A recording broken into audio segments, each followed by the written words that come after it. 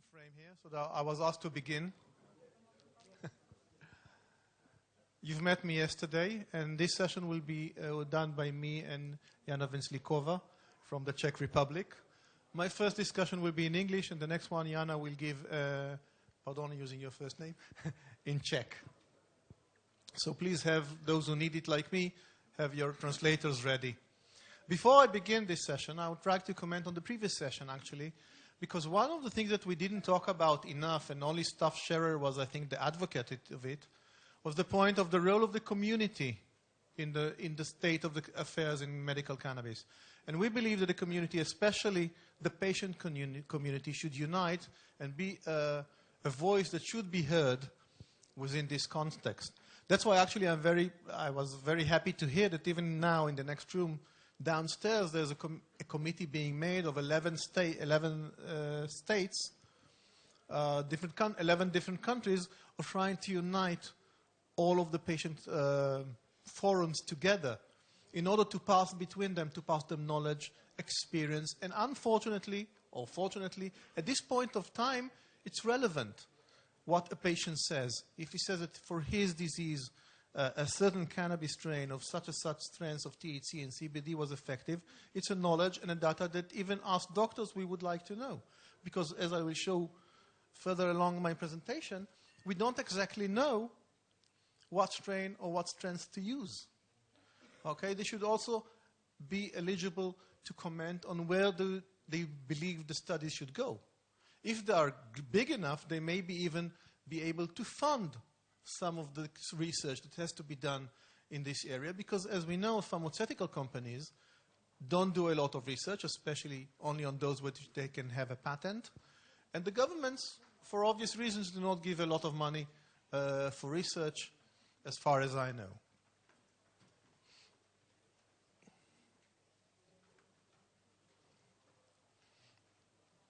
So that's just my comments concerning the community.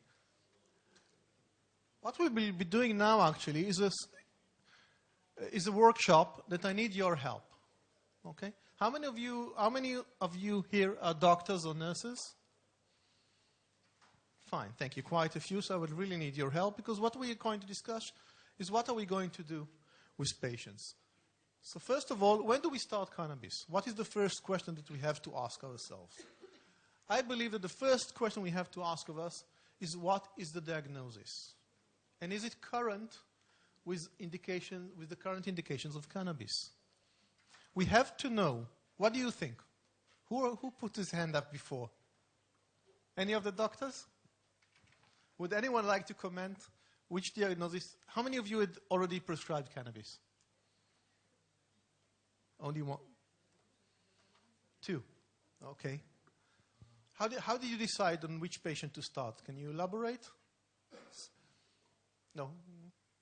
Well, I've been working in the field of cancer palliative care, so the majority of my patients are the advanced cancer patients who has sometimes the pain which is not sufficiently managed by opioids or standard analgesics. So these are for me the candidates for consideration of cannabis. Thank you very much. So that's exactly. Usually on pain, especially cancer-reduced pain, which is especially on a deathbed, it's very obvious, and there's a lot of already evidence-based medicine that says that we should start.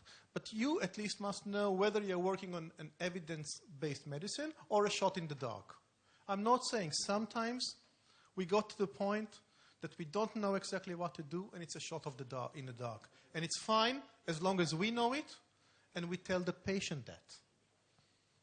Okay, because even when you start a specific medication without exactly the knowledge of what's happening, for instance in fibromyalgia, when it doesn't respond to Excel or duloxetine or Lyrica, and then we start other SSRIs and not SNRIs, we tell him it's a shot in the dark.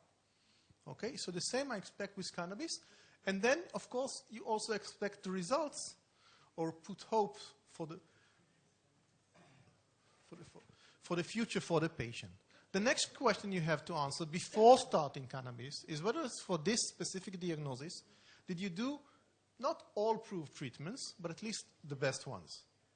I'm not expecting you, for instance, if you treat depression, with cannabis, I'm not expecting you to try all SSRIs, all SNRIs, all tricyclic, all tetracyclic. But I do expect you to try at least one of each group. And of course, with appropriate dose and sufficient length of time. Because if the patient took 2 days duloxetine, of course he won't respond. We know that to respond for duloxetine, it takes at least 8 days, usually something around 2 to 3 weeks. And our advice is usually to continue on an appropriate dose for at least 6 weeks before deciding failure of treatment. So it takes a long time to start cannabis. Of course, the next question which you should ask, is there a contraindication? The contraindication would be what, for instance? Can anyone tell me? Heart condition. Of course, we talked about it. Cannabis causes tachycardia. In congestive heart failure, it may be lethal. And you should at least consider it. I'm not saying it's a complete contraindication, but it's a part contraindication. Yes, did you want to say something? Pregnancy? Would it be a contraindication? Pregnancy, of course. Pregnancy is, again, a consideration. All the time, I think in one of the movies, the doctor said, measure. But usually we prefer not to give cannabis to pregnant women because, we'll talk about it a bit later, because it has things on the fetus. It has a... Did you want to say something? I was just going to mention schizophrenia. Exactly. That's, of course, the main contraindication, schizophrenia or prior psychotic attacks. Now, again, it's a relevant contraindication. I would say even what you call a full contraindication. But we do have somewhat like 40 schizophrenic patients that have, unfortunately, cancer, because although there's some data that schizophrenic patients have less cancer, but they do have cancer, and advanced cancer at that, and we thought they should receive cannabis. But then we made a pact with them. They are moving on long-term medication, which means they come every 2 weeks to the hospital. In Israel, it's very convenient. One of the main dispensary is located within a psychiatric hospital. So they come to the hospital, they get a long-term injection, injection, usually of risperidone consta, and which is relevant for 2 weeks.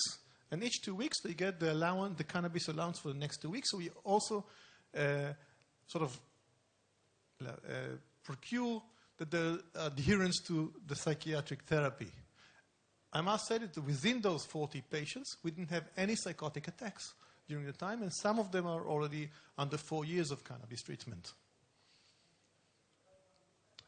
Last but not least, what is and how is the therapeutic alliance between the doctor and patient? I think Dr. Resnick in his previous presentation talked about it, how important it is. I usually do not give cannabis on a first meeting.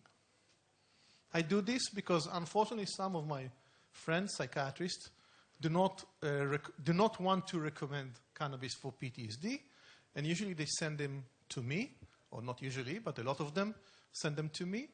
But then I demand a letter from the psychiatric who is treating the patient up to now.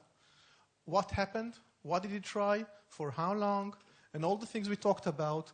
And only then am I willing to see the patient for the first time. And even then I'm telling him in advance, usually on the phone, that I do not, I cannot guarantee that I will give him cannabis. Okay, only if I will check, I will give him cannabis. And he must understand that if I am going to give him cannabis, then I want to make sure that he either comes to me for checkup or to his previous psychiatrist. Usually we talk about before 3 of us, the doctor, the referring psychiatrist and me. And he must understand, and I'll talk again about it, that in the beginning I would like to hear from him, not necessarily a visit, it can be a telephone call, but at least once a week. Usually the side effects that happen usually happen within the first few days or the first few weeks. When the therapy is stabilized, usually you don't have any more side effects. So the next part is how to start. You have to discuss the mode of therapy. Why do you have to discuss it? Why can't you just tell the patient, I want you to smoke a cigarette? Because some of them don't want to smoke. If you were talking about cookies, some of them prefer not to have cookies at home because they have small children. Okay?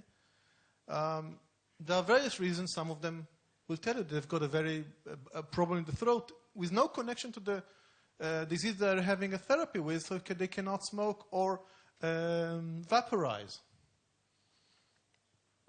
So you have to discuss it with them, and some will tell you their preference, which is fine and okay too. You must discuss the prohibition of driving while under the influence. I'm not going to debate the debate that we talked on previous sessions, how long, whether 6 hours or 3 weeks or 1 hour. But you must tell them the driving is impaired while under the influence, especially when beginning treatment. But I think most of you that when you give medication, whether it's a benzodiazepine like Valium or an antipsychotic like Terfenan or risperidone or olanzapine, I'm sorry I'm taking it usually from my psychiatric work, I also tell them beware of driving because our psychiatric medication are usually very sedative. And at least in the beginning, I don't want any one of them falling asleep while driving. Okay, I usually am a bit cynical and I say, I don't really care now. I wouldn't say that. But I mean, it's not only that you might be hurt, you might hurt other people and suffer the guilt for that. The same goes with operating heavy machinery or precision work, because we know that cannabis interferes with what we call the eye-hand relationship, or I don't know how to say it exactly in English. Coordination, yeah. The eye and the hand coordination. We talked a lot about start low and go slow. And what I'm saying now is what we do in Israel. Okay? It's not... I know that it changes from country to country. I talked with Ramon Azenkap this morning. It's different, for instance, in Holland or in the Netherlands, and it can change from country to country. What I'm telling you now is the Israeli experience, and you can decide whether you want to implement this or any other. But when we start about 0.66 grams a day. Usually, as I said, the most common way in Israel is unfortunately smoking, because the most convenient. You can go with a cigarette to the work even if you're not allowed by law. You can't take the vaporizer as you saw, and you can't go away. You can't walk in the street with the balloon that you saw in the volcano. So usually people prefer cigarettes. And we start with 0.66 a day, usually divided in at least 2 doses. Now, when we say 2 doses, it doesn't have to mean 2 cigarettes. Yelena in her presentation talked about you can take 2 puffs, and if it's only a pure cannabis cigarette, it will go off by itself. It wouldn't continue to burn. And then you can start at the evening to take a few more puffs from the same cigarette. Maybe the taste is not as good as it should be, but it's a medication. It wasn't supposed to taste nice. Okay? Instruction is mandatory in Israel, at least for the first time. And when I'm talking about instruction, it means that he has to know who his instructor is. He usually goes, he sits with him for at least an hour. Whether they titrate the dose together or not, it depends where he does it. If he does it, for instance, in my former hospital in Barbanel, he's not allowed to smoke or use cannabis on the premises for obvious reasons. It's a psychiatric hospital. If the instructor comes for more pay, comes to his house, he can use the amount that he already received and instruct him on the cannabis itself. Okay, but what we demand of the instructor is to be available 24 hours a day by phone for the next 2 weeks. And again, this is very, very important, because as I said, most side effects are in the first days. Okay? Usually 2 weeks is sufficient. Okay, and if he has an anxiety attack or a dizziness attack, which can be treated very easily. Okay, and we will talk about it later. Follow-up is again essential, at least once a week for the first month. And then I know there's a debate going on how long, or after how long a period should the next visit be. In Israel, again, when I was a regulator, we decided at least once in 3 months, I want this patient to see a doctor. We do not give, like in Germany, a permit for life. The permit is also for only has to be extended each year. And usually it's at the beginning you give the permit for half a year, and only when you get to a steady state, it becomes a 1 year permit, and then you have to renew it every 1 year. This is to make assurance that the patient sees the doctor at least once a year, hopefully 4 times a year. Now, I think I do not give any medications. Again, if we go to my psychiatric profession, when I give antidepressant, even in a steady state, I want him to see at least the family doctor once in 3 months. In Israel, each time you have to fulfill a prescription, what we call a chronic prescription, like treating blood pressure or insulin for diabetes, you have to do it at least once in 3 months, which means you have to contact your doctor, and the doctor will know approximately what's happening. Okay? Again, it can be done by phone. It doesn't have to be a physical visit if it's a long way from home, as they say. But it has to be at least once in a few months to see what's happening with the patient. Increasing dose, we believe that the dose increment should be in 10 grams each, only once a month, because as we said, we start low and go slow, which means it's about 0.33 grams a day. Okay? I can't argue exactly why we wait a month. Part of it is due to bureaucratic reasons, because each permit has to be renewed, and if you can't do it in less than a month, that's why actually we did it in a month's time. But I think, again, you should wait at least 1 week and 2 to 2 weeks before allowing an increase in the dose. Sorry, of course, before increasing the dose, you want to see some success in treatment. I would not go above 1 gram a day with not at least a partial success. Okay, because if it doesn't have any effect, or if it has, of course, the disastrous effects will stop. But if it doesn't have some beneficial effect, I would not go above 1 gram, and usually I would stop it after 1 or 2 months if I don't see the desired effect. The decision of strains. What we say here is nothing concrete and nothing that I can put hard data on. We are working mainly with 3 to 6, how shall I call it, strains. We call it the high THC, low CBD, medium THC, medium CBD, low THC, high CBD, and we have each one either from the sativa or from the indica. That's why we have 6 and not 3. Okay, sativa is considered to be more excitatory, the indica is considered to be more sedative, and you sort of work with it on what you need or for the patient or what the patient prefers. Okay, most of the prescriptions that we give are sativa, but you don't have to write in the permit that you request. You don't have to write the strain. You have to just write the strength, but you don't have to write the strain. Usually, if you do not write a strain, the patient will receive a sativa.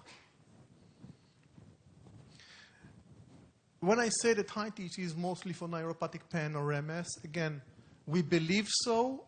There is some evidence to the point. I cannot say it's evidence-based medicine. Okay, a lot of patients will respond to other variations in the treatment, but since we prescribe, we have to work according to some guidelines, or not have to work, but at least there are some guidelines that we think at this point are true, but as I said, they will probably change in the next few years. Treating known side effects. As I said, this will be the main work of the instructor, not of you. But when you prescribe cannabis, in the beginning, you have to warn the patient, or tell the patient, I don't know if it's specifically or warning, because we are talking about now the minor side effects, that there are side effects that can be treated. So, for instance, a dry mouth, we should use a chewing gum or a candy, non-sugar, because otherwise they'll get holes in their teeth. Okay? So, I'm sorry for the okay all the time. I know it's my problem. Dry or red eyes, you can use eye drops if it's needed. Some of the patients do not like to come to work with the red eye, which it seems they feel that everybody will know they're using cannabis, or at least tired, and will ask them how they are. So they prefer to take eye drops in case of dryness or red eyes. Nausea and vomiting can happen even though cannabis is being used to treat nausea and vomiting, especially in chemotherapeutic agents, it can cause by itself nausea and vomiting. If it's usually the beginning of treatment, a one-time episode, you can treat it with sweet drinks, usually Coke, but I'm not allowed to do any advertisement, so you can use just, strawberry, whatever sweet drinks, or tea with at least 3 spoons of sugar. If the vomiting especially, if it continues, if it persists, you should remember that there is an hyperemesis situation or syndrome caused by cannabis. Very rare, that's true, but there is that. I saw one patient. And of course, if that's the case, you have to stop the cannabis. When they have tachycardia, at least in the beginning, you just lower the dose. Which means if you started in with a 0.66, you can go down to a 0.33, divide into 2 doses. You don't have to stay on the full dose, and then after a few days, elevate the dose back to a 0.66. Lung problems, of course, is just to avoid smoking. Impaired mental function. Now, I'm not talking about psychiatric side effects. People will tell you they are less able to, some of them take it for ADHD reasons and tell that they can concentrate much better while using cannabis. A lot of the patients will tell you that they feel the sedation and they feel the slowing down of their cognitive abilities. And remember what we talked about before, that those patients want to go back to work or go back to college or university, or usually not school, because, as I said, we prefer not to give it to younger patients. But they feel a cognitive slowdown. And again, if it's a problem, you can recommend lowering the dose or at least lowering the daytime dose. Saying that actually nighttime, if you are sedated, it's not exactly might not be that big of a problem. Let's put it that way. Again, if they feel dizzy, sweet drinks can elevate the dizziness, mainly calm them down. A lot of the patients need to be talked with. That's why we want the instructor to be available for 24 hours for the first 2 weeks, so they can call him if there's a problem. And usually just talking to them would elevate the dizziness and will elevate the anxiety. When there's a severe psychiatric problem, of course, you have to stop the cannabis. Again, you may debate it later whether you're going to restart it. Out of the when we had 16,000 patients, I don't know what is happening exactly today, we had about 30 patients who developed psychosis when starting cannabis treatment. Okay, so for the reference, I'm not sure it's due to cannabis, but they did have a psychosis while on cannabis. 12 of them continued to a full schizophrenia. Most of them stopped cannabis. All of them stopped. The cannabis was stopped for a period of time. Some of them came back after they were non-psychotic, saying that they cannot live because of the pain due to the cannabis. So again, we put them on a mixed regimen of antipsychotics and cannabis. Okay, my own patient is on olanzapine and cannabis already for 5 years with didn't have a follow-up psychotic episode up to now. Again, on sedation specific, you just lower the dose. Precautions. First of all, of course, is pregnancy. As far as we know, patients, actually we don't have enough. Our main problem is that we don't have enough data from the patients. And most patients, women patients, prefer not to smoke at all and not to use cannabis during pregnancy, because when you tell them that it might affect the embryo, might affect the fetus, and of course might affect due to that the baby, they prefer not to. And true, it's very hard on any medication to do a clinical trial on pregnant women. I mean, what do you tell? You take 40 pregnant women, tell them, 20 I will give you a placebo, 20 I'll give you and see what happens to the baby. I'm not sure you'll get an informed consent. Okay, so it's a problem. But we prefer not to use cannabis in a pregnancy if it's if we can avoid it, and we do have data that affects the baby, usually preterm birth and small weight, low birth weight, what's called. Breastfeeding, cannabis or part of the cannabis can pass in the milk.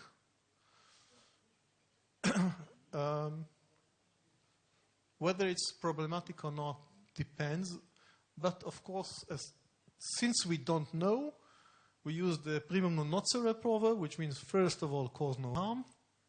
So we advocate against using cannabis while breastfeeding. Heart disease we talked about. The last thing that I would like to talk about concerning precautions is drug-to-drug interactions.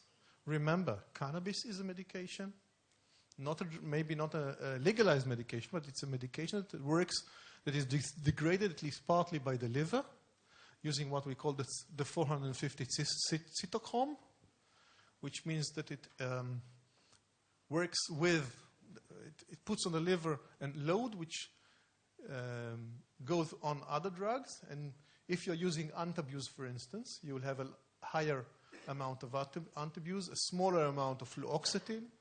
So you have to remember it. Warfarin, since it's also degraded by the liver, will go up, which means if you get it for an anti-clotting preparation, that's the reason of getting warfarin, and what we call the INR goes up, the patient might start bleeding, and you have to remember that. So you have to check the INR at least much more times, at least in the beginning of treatment of cannabis, until you reach a steady state, or lower the warfarin in advance, and then check the INR and start elevating the warfarin according to the INR measurement. Also, cannabis, I don't know if it's beneficial for diabetic patients, but it does lower sugar concentration in the blood, what we call the glucose concentration in the blood. And you must remember it, especially in diabetic people who are under treatment, whether in insulin or whether in glucophage, metformin, which is another diabetic drugs, and I don't know all the diabetic drugs, but you must make sure that you have your full anamnesis of the patient and what other drugs he's taking, what other concomitant drugs he's taking, and what other diseases that he's having beside those or that is being treated by specifically the cannabis. According at least to the statistic, if you treat older age people over 65 have usually at least 2 concomitant diagnoses already. Over 75, they would usually have at least 3 concomitant diagnoses already. So even if he comes for a pain, due to chronic pain, he might have high blood pressure, he might have a diabetes, migraine, or any other concomitant disease. Success of treatment. This is extremely important, and we tend to forget. We have to discuss the success measures with the patient beforehand, and even to make a table of what will be the how do we measure success. Hopefully, we'll use proven and reliable scales, usually pain scales that we have already, or other scales. If we are talking Crohn's, if it was a severe patient, was hospitalized, let's say, 4 times in the last 3 months, then lowering the rate of hospitalization can be a measure of success. If it's other things, we should always remember that cannabis has an abuse potential. The measures itself, we would prefer to be objective, which means not only the patient says he's feeling better, because due to the abuse potential and the addictive potential of cannabis, and 9%, at least according to other studies, not within patients, 9% of the population who use cannabis will become addicted. Okay, so it might be the same case in our patients, and we must remember it. So we have to use objective measures, not only subjective, which can be return to work and discussion with the spouse on how he sees or she sees the patient achievements during this cannabis treatment. The dosing of we already said about how we start the dosage, and the start low and go slow. But I would like to mention that usually we try to stop at 1 gram a day.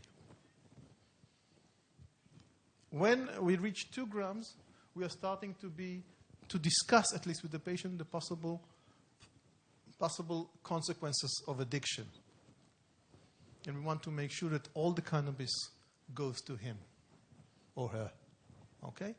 Most of the patient, if you have a good therapeutic relationship, will tell you, actually, I'm using less, but I'm giving my spouse some because she also has chronic pain and did not get a permit, or other things like that. Especially when we work with old age people, which usually both of them have problems. One of them got the permit, the other didn't get the permit, and they're trying to get.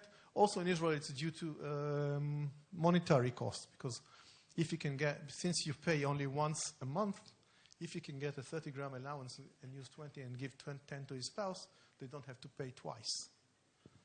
Okay, so you must remember this and at least discuss it. What you do with it, with the information, is again according to your own ethics. And I can't say I have an answer, but at least you should know how much the patient is getting. We do not give above 100 grams a day. We have some former patients, because to tell the truth, when we started the program, or when I started the program, we thought that 200 grams a day would be the probable maximal dose. We discovered that we sort of, how shall I say it, mildly overdosed our patient. And we went down slowly to 100 grams. Most of the people do not go, as I said, above 30. And the average dose in Israel is already constant for at least 3 years, is 34 point something.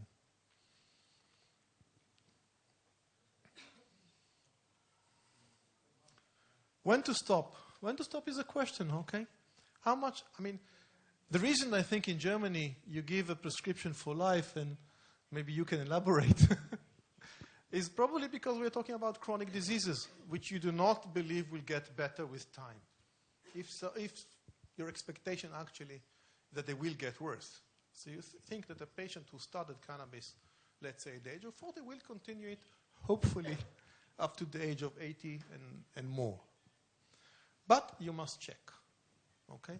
Because if there's a neurological disease of some kind, eventually it might pass or be better with time, whether because of the death of the neuron that causes the trouble or not. So you can lower the dose or even stop cannabis. If serious side effects sometimes appear with life, because of dementia, because of other problems, because the patient who was beside the specific disease was healthy at the time. Let's say he had a lumbosacral discopathy, and for that reason a chronic pain, and he got the cannabis at the age of 30, maybe at the age of 60, he already has a heart problem, and you have to rediscuss and reopen the consideration of your cannabis treatment. Lack of efficacy with time. Some of our patients, there's a lack of efficacy with time, like with a lot of medications. At the beginning, it's very efficacious, and within, hopefully, years and not months, it becomes less efficacious. And you have to change. You usually try to change its strain or a bit elevated dose, but sometimes it stops working and you have to stop it. Violent behavior, especially in the elderly, if it is apparent within the context of cannabis treatment, not because you decided to use cannabis to treat violent behavior, especially in dementic patient, but during cannabis treatment, suddenly the patient became violent. It's also a good consideration it's a good behavior, good measure to consider stopping the cannabis, because it can cause, again, seldom, but it can cause violent behavior. And if you decide there's a lack of medical need, I think we talked about it already.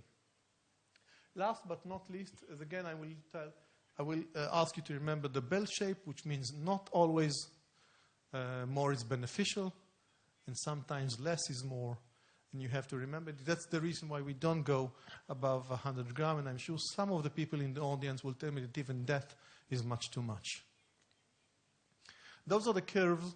It's not exactly the bell curve, but you see a full agonist. This is the maximum capacity of the receptors. Usually when they are above 50% of the receptor are captured, we say it's already reached the topmost level.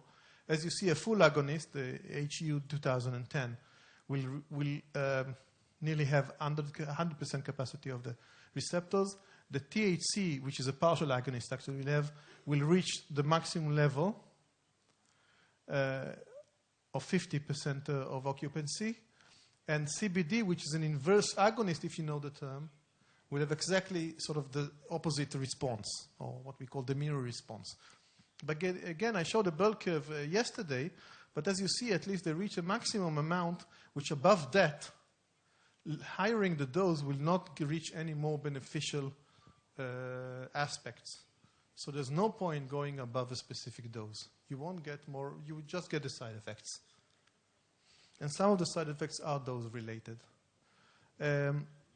Since we do have time, I would like to talk about the regulations a bit, unless you have some questions at present. Please, Mr. Baruch, my name is Peter Mucha. I'm from a patient organization, COPAT, and I want to ask about the contraindication or the regulation because of age, like kids and elderly people. Thank you. Okay, first of all, age, thank you very much for the question. Age, at least in Israel, is a partial contraindication. As I said, we know that the endocannabinoid system maturates somewhere in the mid-20s. And we believe that using cannabis, whether for recreational reasons or medical reasons, might interfere with the normal building or normal normal evolution of the endocannabinoid system. So we recommend not to use cannabis, even for medical reasons, before the age of 30. But of course, again, it's something you have to consider.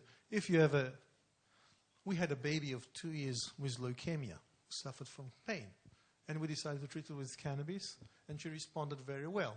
So I'm saying, okay, if she will, first of all, I wanted to live till the age of 20. And then if there will be a problem with the endocannabinoid system, we'll probably work it out somehow. But if it's only for, I don't know, a migraine once a month in a kid of 16, I would not advise using cannabis as a treatment. Okay? There's also what we didn't discuss at all is a amotivational syndrome. Amotivational syndrome usually appears after 20 years or so of daily use, but we have this data only from recreational users. We don't know exactly what is happening with the patients, because even in Israel, the system is only about 12 years of age, so we don't have enough data concerning patients using it for that much of a time. But again, if there is a motivational syndrome, it would be a problem if you started treating the patient within the age of 30, and when he reaches 50, he becomes suffering from an motivational syndrome. I'm less occupied if I'm starting the treatment in a patient of 80 years old, whether will he reach 100, he will be suffering from our motivational syndrome. Okay. Any more questions? I'm going there.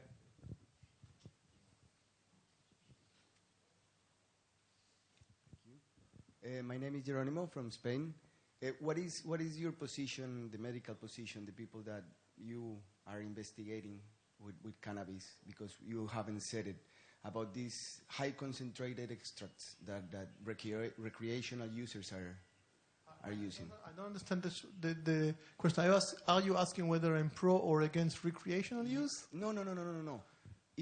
Do you see value on these highly concentrated products? The point, and again, I talked with Hanno Azenkap this morning about it. It's not the point. It's the point of how much THC and CBD enters the body. So, okay, if I think that, for instance, he should get a 15 milligram of THC, I can use a high construct and give him not a lower dose, but a less quantity. I can use a smaller intensity and give him a higher quantity. The end, I want to know how much THC at least entered his body. Okay, I don't know exactly, because I know there's a problem with the bioavailability and what all we talked all those 3 days.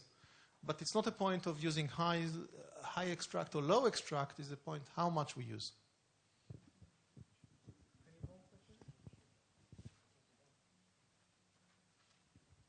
Já jsem internista a chtěla jsem se zeptat.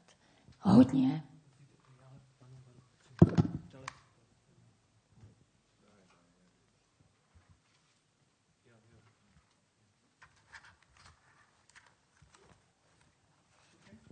Hodně kardiaků, kteří jsou na beta blokátorech, mají chronické bolesti z nejrůznějších důvodů.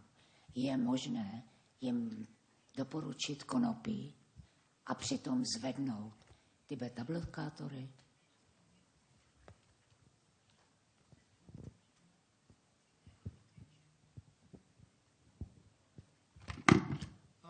The question was concerning the concomitant use of beta blockers in heart conditions and cannabis. Again, that depends. It's a possibility, but I would do it with the cardiologist. Okay, I wouldn't do it as I'm a psychiatrist by profession. So when people are talking about mental side effects or mental problems, I feel quite competent in deciding by myself. When they have another disease that they're getting treated for, I usually ask permission from them to contact the specialist, the cardiologist or the enterologist, and then discuss with him the option of treating cannabis and what does it imply on what he's treating. Again, we must remember, and I hope I'm not saying a profound word, I said it before, we are treating holistic. We are treating the patient. We are not treating the disease.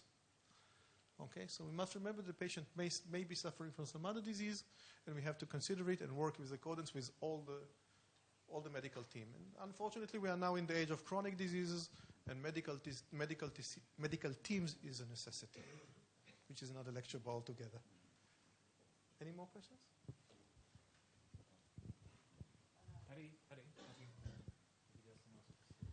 Natasha, pain specialist, Czech Republic. I would like to ask you if you ask your patient to sign informed consent prior setting up the treatment. In Israel, it's mandatory to sign them on informed consent, that they know that cannabis is not an advocate, or how should I say, an advocated treatment, and that we do not have enough knowledge concerning the lungs, the late side effects. And also that in Israel specifically, because of the law, that they should know that according to the law, all the time they are being treated with cannabis, they're not allowed to drive. Okay, but that's a specific regulation in Israel.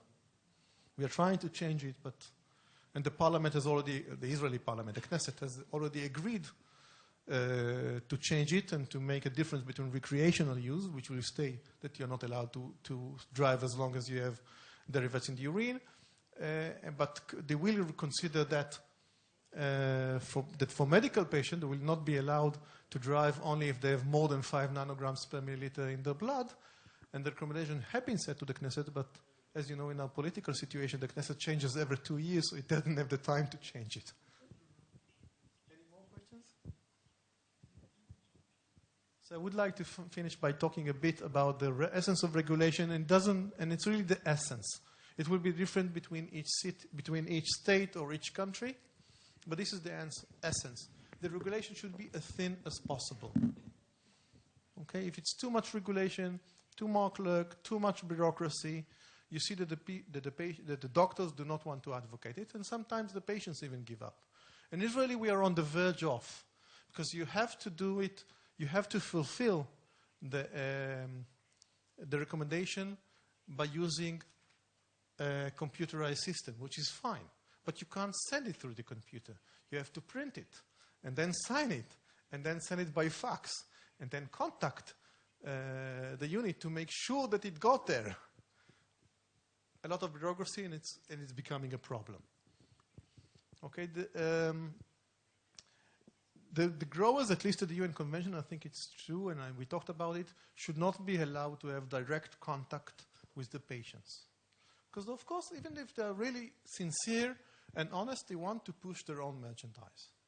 And if the patient doesn't go along or what he's being treated with a specific strain of theirs is not sufficient, they will ask him to move to another strain of theirs, to ask for an increase in regimen of theirs. They would not send him to his colleagues or his or other people in the industry and make him leave their own company. Packaging, label, and storage, it's listed in Israel, it's still a problem. We want the packages to be safe, and we want that everything would be labeled at least with the percentage of THC and CBD. As what I was asked before, it's essential.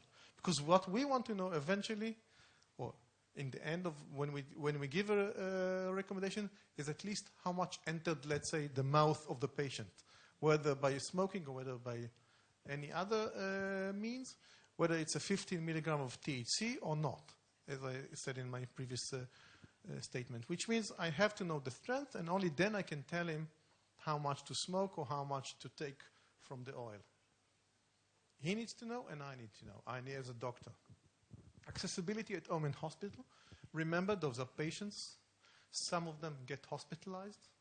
MS patients, cancer patients. They have to be able to continue the medication within the hospital. Okay? At least in Israeli hospital, it was decided that smoking will be banned. They can use either a vaporizer or an oil preparat. And so if it's someone who we know that he will be hospitalized often, we recommend that he will start already with vaporizing an oil or oil, so he won't have to change. But if not, we tell him that if he'll be hospitalized and he will have to continue the cannabis, you will have to change your mode of intake. Easy access computerized system is essential. As I said before, if you put too much of a burden on a doctor bureaucratically, he wouldn't start with it. He wouldn't prescribe cannabis just because he doesn't have the time. I don't know how long do you have with the patient. Unfortunately, in the Israeli medical system, under what we call the sick funds, the Kupot Cholim, the family physician has approximately 7 minutes period for every patient. Okay, if you're a specialist, you have 15 minutes. Okay, it's not enough. It's not enough. And as I said, in Israel, you have to print, you have to sign, you have to send. It's not enough. Okay, so if it's not easy accessible. And then also from the regulator point of view, I, as a regulator, wanted to know all the data. I want to know who prescribes, how much, how many patients does he have. Okay, but not only for, to ask him and then, yell at him that he's not doing what I want. I want to know. If I, as a regulator, according to UN Convention, have to tell the growers what I foresee the future harvest will be, I need to know how many are using what. Well, remember, to destroy the excess material is a problem, and I don't want to have too much excess material. I would also want to know the data. Eventually, I would like to know that in the Czech Republic, and I think Jana and me talked about it quite a lot, 5 years from now, she can say that, I don't know, out of the 5,000 patients who've been treated for neuropathic pain, 10 of them were treated by, I know only the Israeli names of the strains, by Erez, 4,000 by Avidekel, and 20% by WD-40, and what happened to them. So then I would know that a certain strain would be more beneficial to begin treatment of a certain disease. This data I will only know if I can comply it with the easy access computerized system. Professional training for physician, patients, and family member. My colleague already talked about the need for doctors to train. Actually, in Israel, in at least 2 of the 4 medical schools, there is at least a day that the 5-year student or the 6-year student come to what used to be my hospital, and we discuss the therapy of cannabis 1 full day. I'm not saying if it's enough, but I think it's enough for a student. Okay, remember, it's a 5-year student. Usually in Israel, it's a 6-year course to become a doctor. You have also to train the patient, as I said, by the instructor, and you have to train the family. Usually they need to help the patient, depends how debilitating he is. Debilitated, sorry. And sometimes you have to work with the stigma, as you saw with the pure movie, when you saw the son of the cancer patient that had a stigma against use of cannabis. Of course, trying to include cannabis in the health basket, even in Israel, $100, when the lowest pay is about $1,000, it's a burden on a patient. And remember that those are patients, which means they usually, as I said before, slide down the socioeconomic levels. And for them, paying for a treatment is costly. Even if it's only $100, if it's much less than the black market and all everything, it's still costly. Last and not least, R&D. an international working, sorry about the mistake in the English, I just saw it now, is a need that I think, as Uri asked before, what do you think will happen in the next 5 to 10 years? I think we'll see a surge in the R&D of cannabis and cannabinoids, for good and for worse, okay? We have already the synthetic cannabinoids being used as drugs, what we call, at least in Israel, spice, I think also in the state. We see much more psychotic episodes because of those synthetic cannabinoids, and they are changing in what we call designer drugs. That's changing given the culture of people using drugs. But that's on the downside. On the upside, I hope we will see new cannabinoids or mechanisms or other ways of treating. And I believe that within the next 5 years, at least we'll see more of the food additives. And hopefully within the 10 years period, we'll have new medications that are working either by being a cannabinoid or working within the endocannabinoid system, like if those who remember Acomplia that went off because of depression and suicide. Thank you very much. Any questions?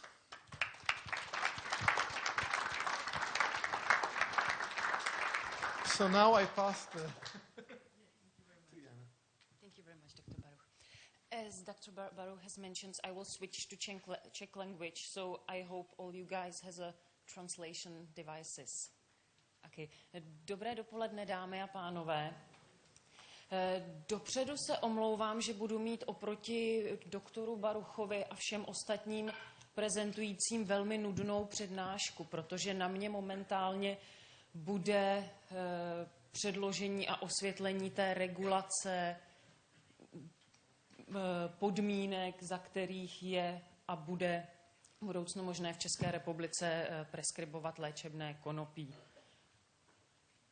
Ještě mi dovolte se představit. Mé jméno je Jana Venclíková, vedu státní agenturu pro konopí pro léčebné použití, která je jedním z oddělení Státního ústavu pro kontrolu léčiv.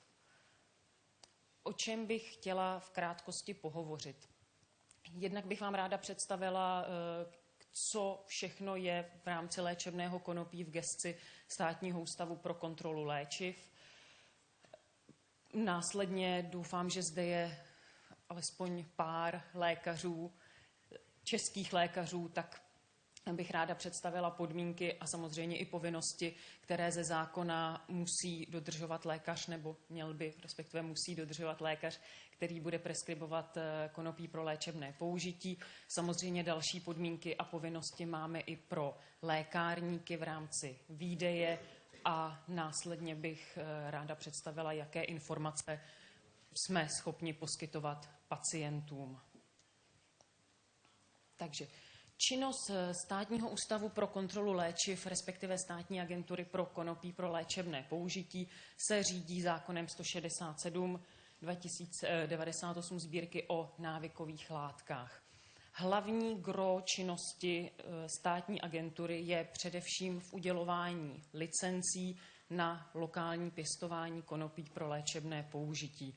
Tato agenda je momentálně mediálně velmi propíraná, abych to řekla relativně pozitivně.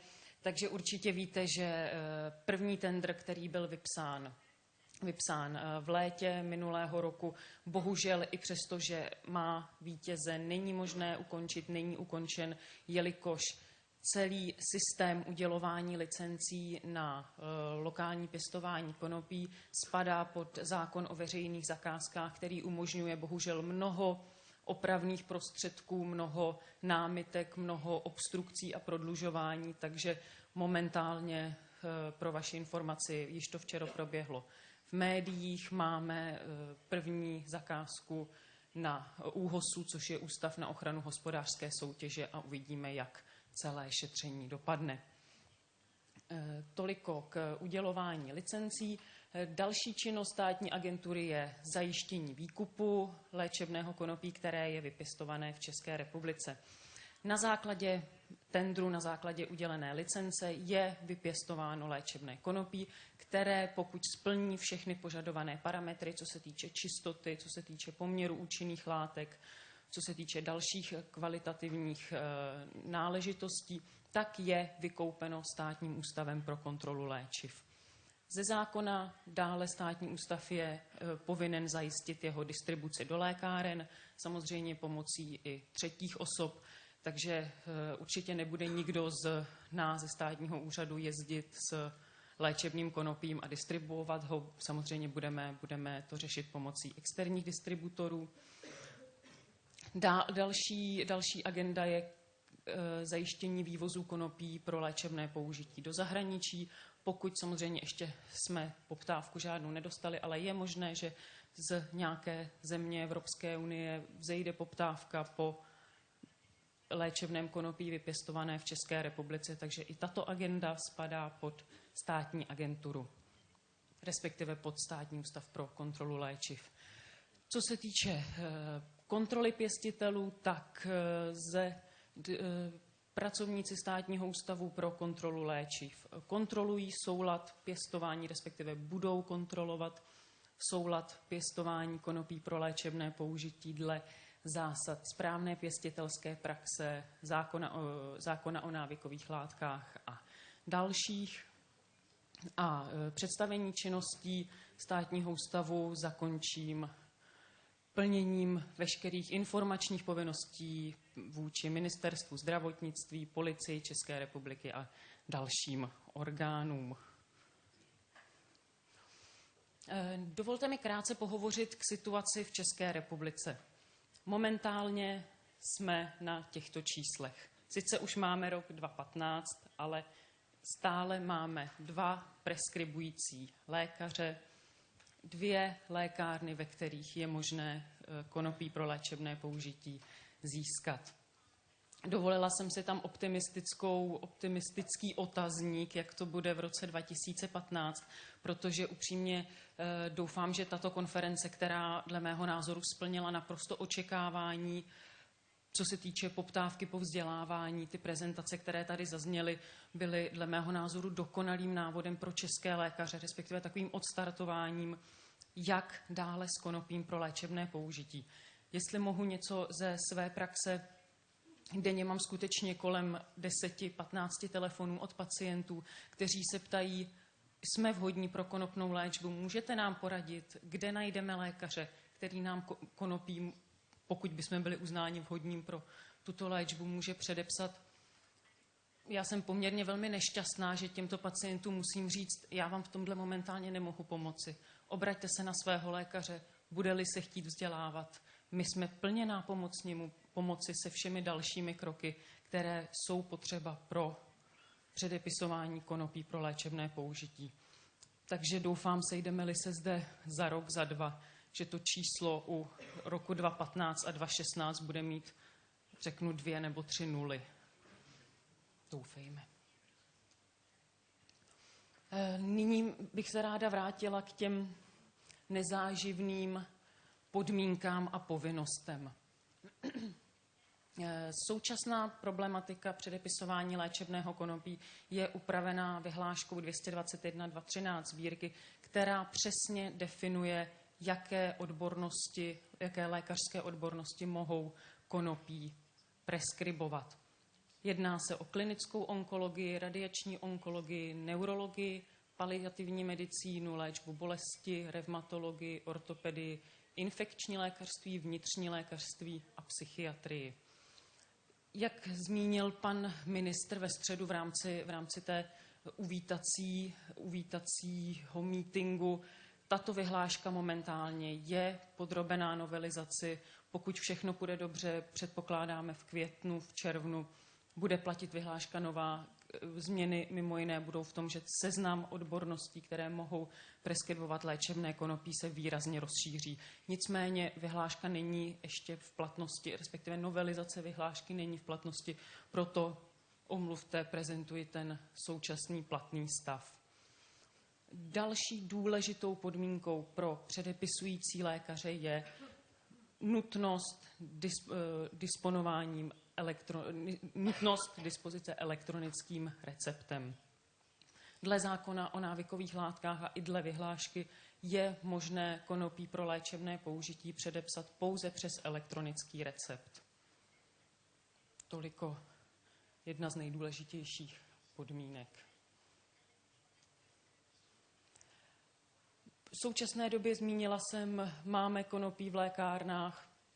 Pouze pro zajímavost, toto je vyfoceno v jedné české lékárně, která má naskladněno konopí pro léčebné použití, které momentálně je možné dovést pouze z Holandska. Tudíž to, co dostane český pacient v lékárně, je toto konopí těsně. Toto je foceno těsně před rozplněním, kdy jeden pacient měl předpis na 1 gram, tudíž lékárník musel rozvážit z té 10gramové nebo 5gramové lékovky 1 gram. Tak, jak jsem zmínila, nutnost elektronického receptu je první, nikoli jedinou povinností pro možnost předepisování konopí pro léčebné použití. Vzhledem k tomu, že předpis konopí je vázáno na určité diagnózy, na určité specializace, je nutné ověřit specializaci předepisujícího lékaře. Tudíž pro získání přístupů do registru léčivých přípravků s omezením musí lékař vyplnit formulář, který je dostupný na stránkách státní agentury www.sacl.cz a doložit odbornou specializaci, že disponuje specializací jednou z těch, které jsou uvedeny ve vyhlášce 221. Já si uvědomuji, že pro mnohé lékaře se tato obstrukce může zdát velmi složitá, proto dopředu říkám, pokud budete mít problém, zavolejte nám, my jsme schopni vám samozřejmě s tím pomoci, stejně jako jsme pomohli těm 2 lékařkám, které nám momentálně preskribují. Co se týče předpisů upravujících výdej konopí pro léčebné použití, já se dopředu omlouvám, nejsem lékárník, ale mám zde erudované kolegy ze státního ústavu, takže pokud by byly nějaké dotazy ze strany farmaceutů, předám mikrofon. Ale nicméně, výdej konopí pro léčebné použití může vydat pouze lékárna, která rovněž stejně jako lékař disponuje elektronickým receptem. Pro vaši informaci, v České republice máme zhruba 2 500 lékáren, elektronickým receptem disponuje zhruba 1608-9, přibývá to každý den. Takže samozřejmě určitě lze najít lékárnu, která bude schopna vydat která disponuje elektronickým receptem a bude schopna vydat konopí pro léčebné použití. Dále cituji pouze zákony, což s tím nechci tady unavovat. Lékárna vede stejnou evidenci pro konopí jako pro jakoukoliv jinou léčivou látku a navíc samozřejmě jako pro látku návykovou, například jako pro morfin. A to je k těm formalitám, co se týče výdeje, asi všechno. Tak samozřejmě v rámci státní agentury se snažíme informovat pacienty. Záměrně jsem použila snažíme, protože samozřejmě informace, které máme, jsou pouze zprostředkované. Nemáme české pacienty, nemáme zpětnou vazbu od českých pacientů. Velmi úzce spolupracujeme s pacientskou organizací COPAC, s kterou tímto děkuju paní Wagnerové, jelikož samozřejmě pro nás pacienti jsou samozřejmě velmi důležití a jakákoliv zpětná vazba, kterou my od nich můžeme dostat, následně můžeme dát na webové stránky a pomoci tím všeobecné informovanosti. Zde mi jen dovolte krátký screen ze stránek agentury. Kdyby jsme tady byli na internetu, mohla bych vám představit ten web kompletně, ale nebudu to komplikovat. www.sacl.cz. Zde je možné najít informace jak pro potenciální pěstitele, jaká pravidla se dodržují, jak funguje výběrové řízení, co všechno je potřeba k žádosti o účast při výběrovém řízení, informace pro distributory a dovozce. Nezmínila jsem současné době dovážené konopí, které je přes klasickou distribuci, není v gesci státní agentury. Pokud se distributor rozhodne, že chce dovážet konopí pro léčebné použití, musí zažádat o povolení ministerstvo zdravotnictví, respektive inspektorát omamných a psychotropních látek a může v podstatě začít konopí do České republiky dovážet. Máme zde informace pro lékaře, jakým způsobem se přihlásit do registru léčivých přípravků s omezením, jaké odbornosti mohou preskribovat, co mohou předepisovat, jak informovat pacienty. Samozřejmě nemůžeme si dovolit suplovat to medicínské gro, takže ty informace pro lékaře jsou velmi obšírné. Bližší informace by měly poskytovat samozřejmě odborné společnosti. Informace pro lékárníky, jakými pravidly se řídí výdej konopí pro léčebné použití a samozřejmě už mnou zmiňované informace pro pacienty, kde v zkratce představujeme, co je teda konopí pro léčebné použití, jaké druhy jsou momentálně dle vyhlášky možné předepsat, upozornění a omezení, způsob použití, i přesto, že je výhradně na lékaři. Momentálně dle vyhlášky máme pouze možnost 2 použití léčebného konopí, a to je inhalace a vnitřní užití. Nežádoucí účinky, zjistila jsem, že máme na webu stejné nežádoucí účinky, jako před chvilkou zmínil doktor Baruch, takže za to jsem vděčná. A doporučení a uchovávání, jakým způsobem skladovat konopí pro léčebné použití. V rámci domovské stránky SAKLu jsou samozřejmě i kontakty, kde lze získat kontakt na mě i na kolegy, takže pokud můžeme být čímkoliv nápomocni, jak zdravotnickým profesionálům, lékárníkům či pacientům, určitě se neváhejte na nás obrátit. A já vám tímto děkuji za pozornost a předávám mikrofon. Would you like to continue? Děkuji. Thank you very much. I think we covered what we designed to cover. So, any questions? And if not, you will adjourn for lunch. Sorry. Okay. First of all. Okay. Henrik Rewe again from Germany. I hope you're not waiting too much for lunch now, because I have now the question. Okay, thank you. Okay, just my question, because I think now you have showed 2 different kind of systems.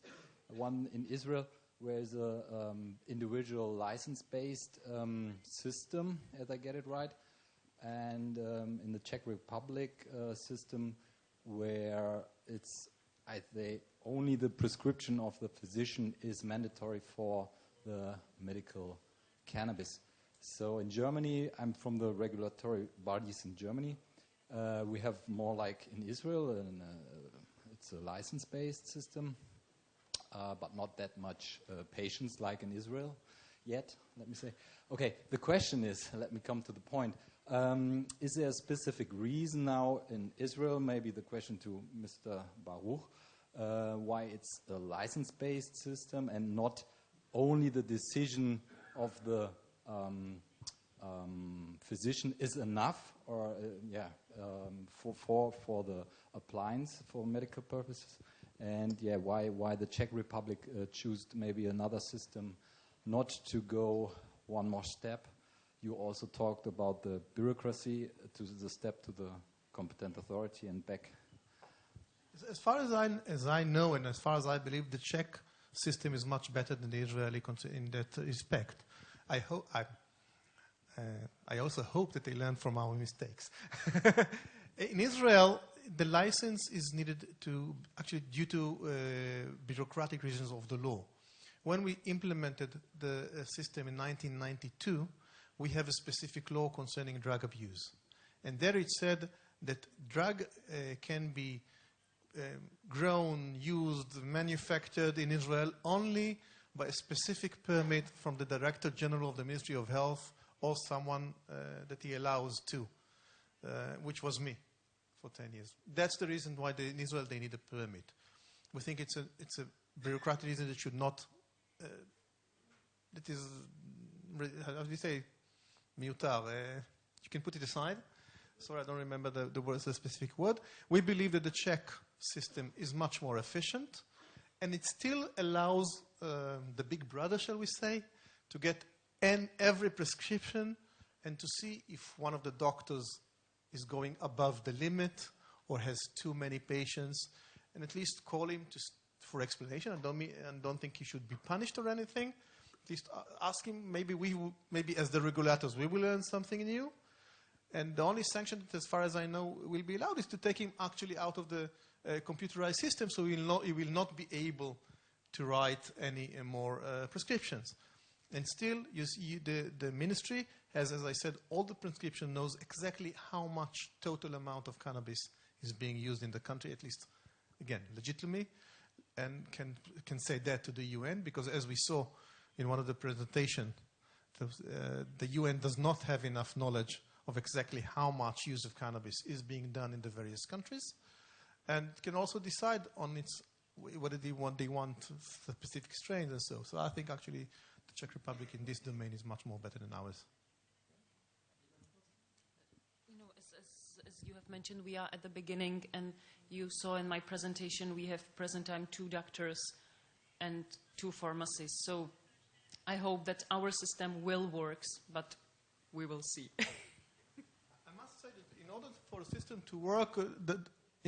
system to work, what's mandatory, at least in the beginning, is going from place to educate doctors. In the beginning, and I think Dr. Resnick is here, and I saw Professor Kremer also, would oblige that we went from hospital to hospital and gave lectures, sometimes to only wards, sometimes to the whole hospital.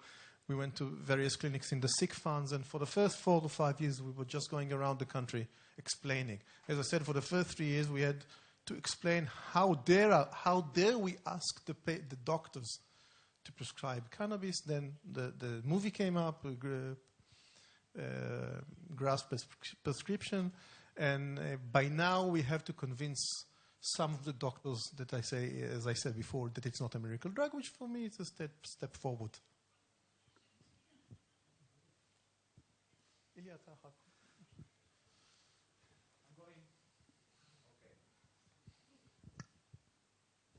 Thanks. Unfortunately, official law is very similar to the Israeli one. Where are you? I'm from Prague, Czech Republic. My name is Richard Rukita. But, you know, the problem is that officially this is the same limitation as you have. But everybody is trying how to escape from it. One is the possibility which was done by the Czech Chamber of Medical Doctors, but it's not the law. It's only the recommendation. And our society for the pain prepared one possibility about the control, but it is very, very complicated, and it was not officially accepted.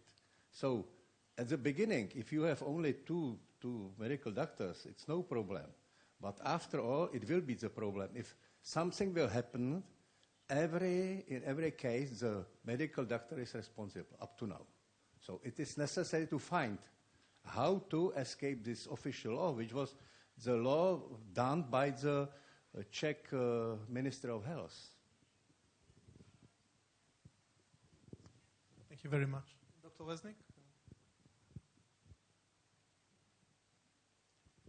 Thank you, Dr. Baruch, for providing very important information. And from the position of the independent physician and the coordinator of Israel Forum for Medicinal Cannabis, I would like to say that while to welcome you to be criticism, to provide some criticism for policy of Ministry of Health toward the licensing the patients, because you know for the last period of time, for the 5 years ago, until now, the majority of the supplied applications signed by the doctors, Israeli doctors, were rejected. Until now, they are rejecting the majority of the applications signed not by the patients and their relatives, supported by the doctors and submitted to our Medicinal Cannabis Authority, are rejected till now without any obvious reasons. So our system is obvious, not efficient, and I suppose it should be changed, and I very welcome you that you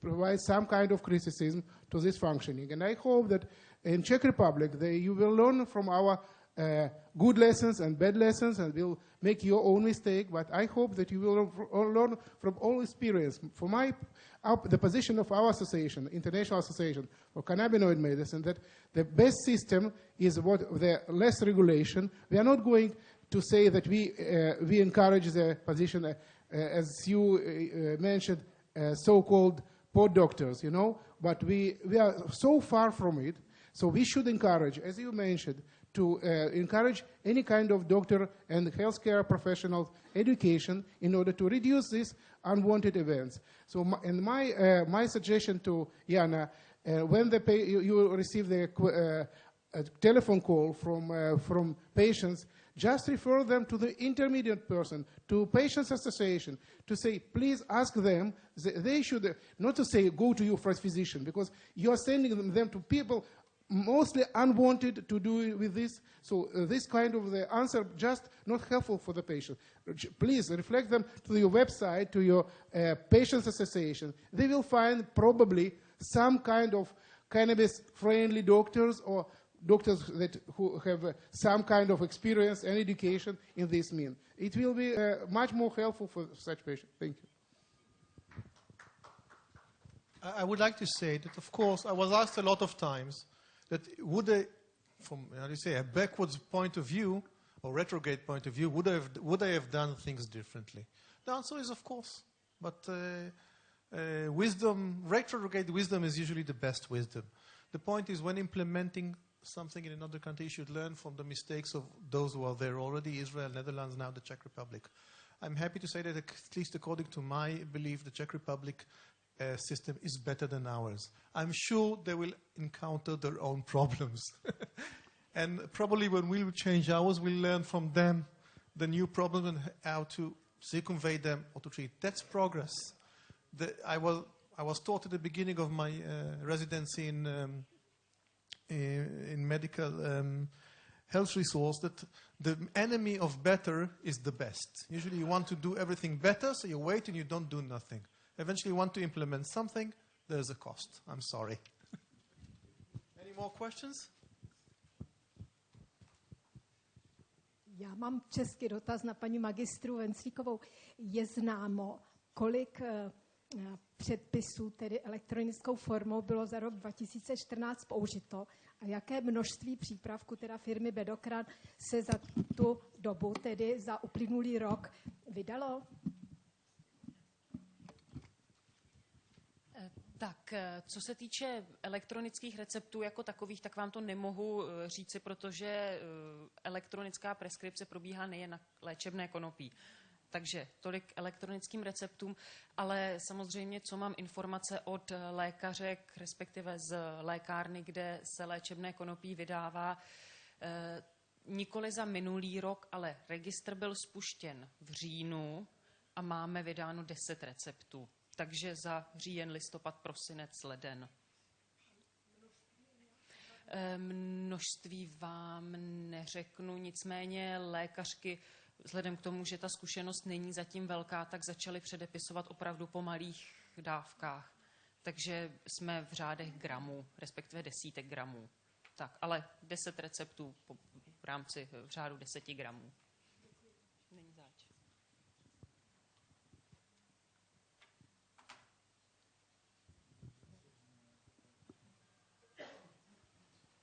Dobrý den, nebudu mít taky český dotaz na paní magistru Venclíkovou.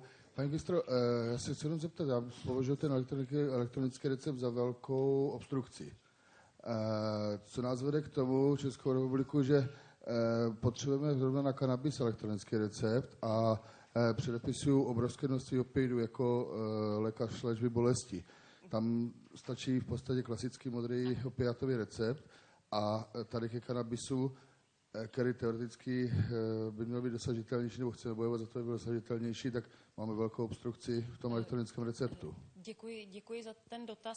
Nicméně mně nepřísluší obhajoba zákonů, abych pravdu řekla. To, že léčebné konopí musí být přes elektronický recept, je zákonná povinnost. Takže z mé strany pouze, jak tomuto vyhovět. Co se týče smyslu zřízení registru léčivých přípravků s omezením, ten je v podstatě dvojí. Hlídání povolené měsíční dávky, která momentálně je 30 gramů v rámci nové vyhlášky, určitě jste informováni, že se bude navyšovat, a spolupráce, respektive kontrola ze strany Policie České republiky. Pokud má pacient elektronicky předepsáno konopí, pro příklad je zkontrolován na ulici příslušníkem policie, může se prokázat přes přístup policie do registru, že ano, je to pacient, má předepsáno léčebné konopí a následně samozřejmě není nějak perzekuován. Ale jak jsem již uvedla, nemohu obhajovat, proč je konopí přes elektronický recept, protože my pouze naplňujeme teda zákonnou povinnost. Určitě ne. Spíš naopak těch přípravků, které budou povinně přes elektronický recept, bude daleko víc. But I want to say something in favor of electronic prescription. As I said, the state, according to the UN Convention, has to decide and foresee how much cannabis should be grown in the country for medical reasons in the foreseeing future. If I don't have a database which is made out of the electronic prescription, I don't know how much I need, I don't know the growth rate, and then I cannot foresee and tell the growers how much to grow. And if they will grow too much, they will have to destroy the excess, and then the cost of the cannabis for the patient would of course go up, because they not only had to grow an excess, they had to destroy it, which is also costly. Okay, so that's, from my point of view, a reason for an electronic prescription that has no connection with the law. Any more questions?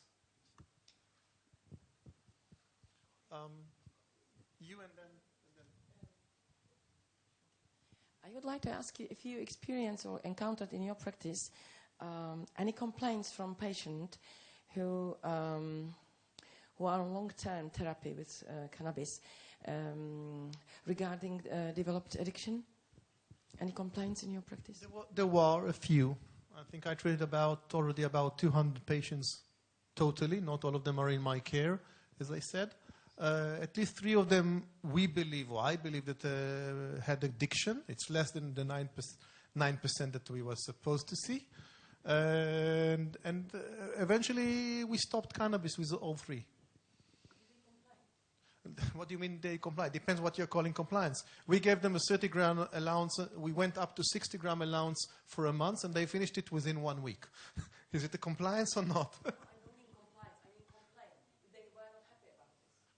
They were happy at the beginning when I prescribed cannabis. They were much less happy when I stopped it. I'm sorry if I understood your answer. I meant if they complain, they will go to the court or anything like this. Yeah. We had a few people went to the High Court. In Israel, it's called Bagatz. I have the honorable or the unhonorable title of being the most high court, of being the doctor with the most high court complaints. We had about 12 of them. All of them were rejected by the High Court. Okay. Děkuji, já se omlouvám. Moudrá Venčová, Česká republika, internistka. Já se omlouvám, že trošičku odbočuju od hlavního tématu, ale já bych spíš podpořila to, aby elektronický recept byl rozšířený opravdu na všechny léky, aby byly sníženy obstrukce, které jsou s vydáním toho elektronického receptu, protože u nás v republice probíhá redistribuce léků a dokud tohle nebude udělané, nikdy nebudeme mít přehled, kolik léků se u nás opravdu doopravdy vydává a kdo je rozděluje. Děkuji.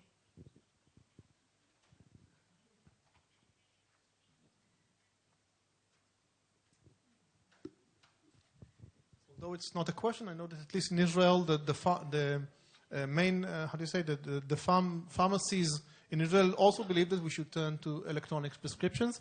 In most of the sick funds now, all prescriptions are electronic. It's actually easier for the patient, because if you want to have an allocation of a chronic prescription, like I said, every 3 months, you don't have to see the doctor. You can call the doctor. He opens the EMR, the electronic medical records, decide that it's sufficient, and then puts an electronic prescription, and you don't have to have the prescription like we used to have by hand. You just go to the pharmacy, and it's already there on the computer. So it's much more easier for the patients also. Yeah, and at the same time, it's a control for the patient. What was described on his name by some doctor. Yeah, it's transparent from both sides. Actually, it's much easier than that. When I go now and I want the history of a patient to see exactly, even when I talked that we want to see that at least he was given the normal treatment or the required treatment for his diagnosis before starting cannabis. When it's on electronic records like in Israel, I can get it with pressing a button to see all his history and to see not only what was prescribed for him, but at least what he bought in the pharmacy. Whether he took it or not, it's completely another story.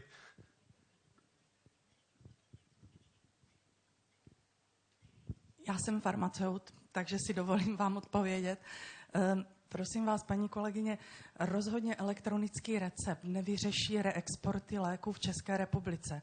Dneska všechny lékárny, téměř všechny, na pár třeba výjimečných stovek, podávají hlášení o vydaných lécích, které se odesílají na SÚKL. Takže tady v tomto jako nějakou výhodu nehledejte, spíš to bude skutečně kontrola té preskripce a toho, co užíváte a využít to ve prospěch těch zdravotnických informací pro vás. Největší reexportéři léků jsou především distributoři léků. To už se dneska všeobecně ví, ale vzhledem k volnému pohybu zboží v Evropské unii je to velkým problémem, ale pokud já mám informace, tak Státní ústav pro kontrolu léčiv spolu s Ministerstvem zdravotnictví pracují na nějakém způsobu, který by tady tuto situaci nepříznivou pro pacienty, která nám samozřejmě všem velmi vadí, takže ji nějakým způsobem uspokojivě vyřeší. Děkuju. We have time for just 2 more questions because I was asked to be on time because they have to divide the court into 3 different courts for the afternoon session. I'm going. Thank you. I'd like to ask Professor Baruch. I'm a geriatrician from Czech Republic, and I would like to ask if the incidence of the de novo schizophrenia or psychotic episodes is more frequent in patients with pre-existing dementia when administered cannabinoids. Thank you. No, with pre-existing dementia we did not see any more schizophrenic. We are now exactly publishing actually a very small amount of 15 patients who were treated because of violent behavior in dementia, mainly Alzheimer, with cannabis within the hospital settings in our in my former hospital geriatric ward. I'm not still used to say my former hospital. I'm sorry. And it will be presented in Denmark when on violent behavior in psychiatric in September. We do see, or at least we suspect that in Parkinson patients, usually also old age, we see more psychosis in cannabis use, especially when it's used with Dopicar or other dopamine derivatives to treat the Parkinson. But that's obvious part of the problem of treating Parkinson, that you might get psychosis or hallucinations due to treatment. Any more questions? Thank you very much for your time, and we will come back after lunch.